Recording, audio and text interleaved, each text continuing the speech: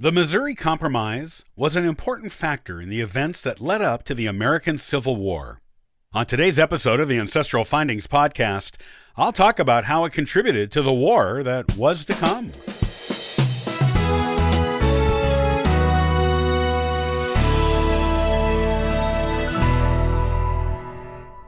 The Missouri Compromise was passed into law in 1820 and regulated slavery in the western states. Though it was passed 41 years before the Civil War, it still played a large role in laying the groundwork for the war that was to come.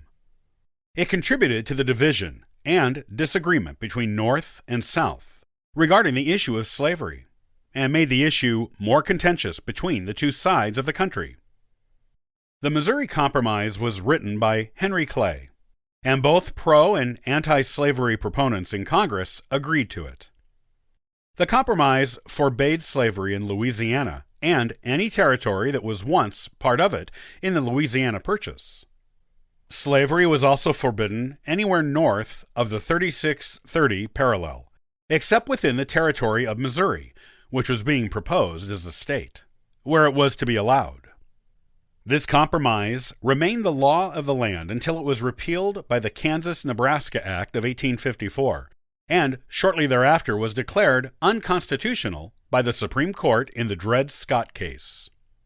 The Kansas-Nebraska Act allowed slavery in Kansas Territory and Nebraska Territory, which were higher than the 3630 parallel. It also allowed future states that were admitted to the Union to allow the population of that territory to decide themselves, through voting, whether they would allow slavery or not. The Kansas-Nebraska Act did away with the prohibition on slavery in the areas established by the Missouri Compromise. By repealing the Missouri Compromise, people in the anti-slavery North viewed Congress as allowing the South to exert more control in Congress, and they resented it. It also made the South seem more aggressive in their pro-slavery sentiments. The repeal of the Missouri Compromise led to the formation of the anti-slavery Republican Party.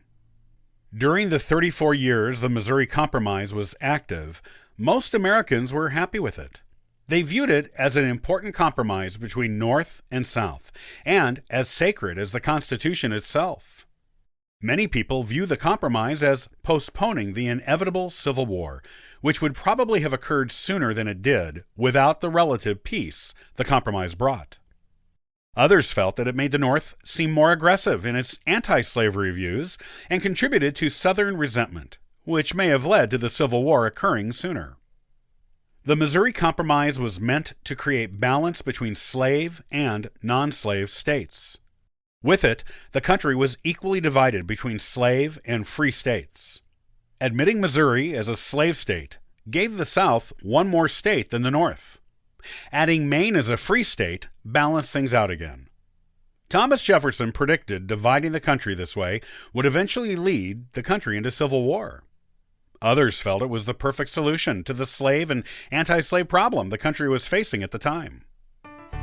Whether the Missouri Compromise directly led to the Civil War or postponed it depended on which side of the country you lived at the time and how you looked at it politically. Either way, it was an important early milestone in the road to the war that led to freedom for millions of people and a new way of life in the United States.